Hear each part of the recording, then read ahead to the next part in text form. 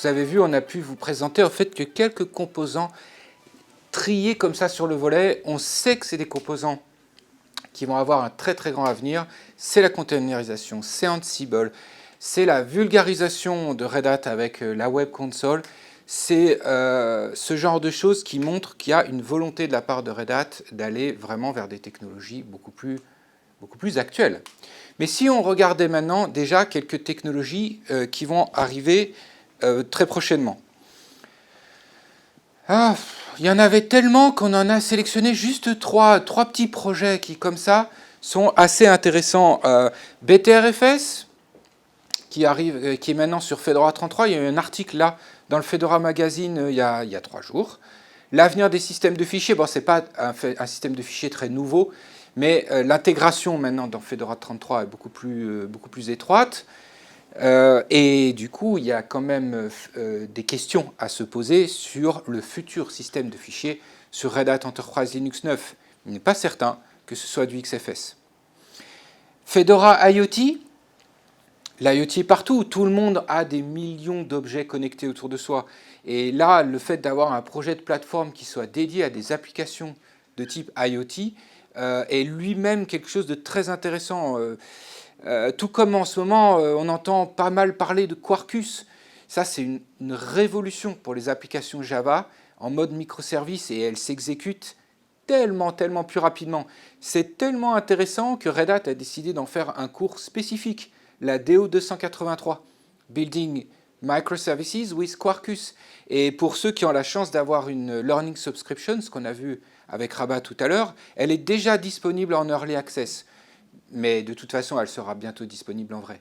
Il y a en fait une immense variété de projets. Le monde du logiciel libre, c'est une évolution, c'est une ébullition constante. Et à ce titre, c'est véritablement, je crois, le monde de l'IT le plus passionnant.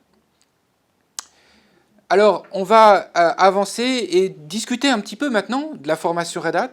Comment, avec ce monde et toute cette formation, vous allez pouvoir acquérir des nouvelles compétences. On va parler un petit peu de nous également. Startix, nous sommes une société qui a été fondée en 2003. Et à cette époque, on est même d'ailleurs le premier partenaire en France à avoir signé un accord de partenariat avec cet éditeur. En fait, notre métier est lié à tout ce que fait Red Hat. Nous sommes l'organisme de formation officiel de l'éditeur. Nous sommes également un intégrateur assez reconnu sur l'ensemble des technologies de Red Hat. Et également, nous vendons leurs souscriptions. Il y a tellement de variétés de technologies dans le portfolio de Red Hat qu'on ne va pas non plus pouvoir se spécialiser sur l'ensemble. Mais on a quand même des aspérités sur OpenShift, sur le satellite, sur Ansible. Là, on fait pas mal d'IDM aussi, l'annuaire en ce moment, qui marche très bien. Voilà, si vous voulez nous contacter sur vos questions Red Hat, redhat@startix.fr. Maintenant, un mot sur la formation. Le cursus Red Hat est extrêmement dense, mais pour comment démarrer cette aventure Red Hat, vous pouvez le faire avec le cursus Red Hat 8, l'administration de système. Si vous voulez vraiment vous lancer dans l'administration de système, vous pouvez commencer avec le cours Red Hat RH 124. Et puis ensuite, il y a toute une variété de cours et de certifications. Un mot important à propos justement des connaissances que Red Hat, finalement, maintenant, imagine comme étant des connaissances standardisées. Eh bien, il faut regarder quelles sont les connaissances nécessaires pour obtenir le niveau RHCE, ingénieur certifié Red Hat. Eh bien, une note intéressante à vous partager, puisqu'on l'a appris pas plus tard qu'avant-hier, dans les nouveautés qui vont arriver sur les cours du niveau RHCSA, le toute première certification d'avant, le X200, on sait maintenant qu'il va falloir maîtriser des connaissances en containerisation. Un petit peu ce que Rabat nous a expliqué tout à l'heure, par exemple, démarrer, arrêter, manipuler des containers, va devenir en fait une connaissance élémentaire du niveau RHCSA. C'est dire si la containerisation va devenir maintenant véritablement une connaissance de base à maîtriser avec le reste. Voilà, je crois qu'on a fait le tour de cette petite présentation ce matin qui finalement était là pour vous montrer à quel point on considère que Red Hat Enterprise Linux 8 est une distribution absolument fondamentale sur laquelle on va pouvoir construire un socle solide, beaucoup de choses. On l'a appelé ainsi la pierre fondatrice.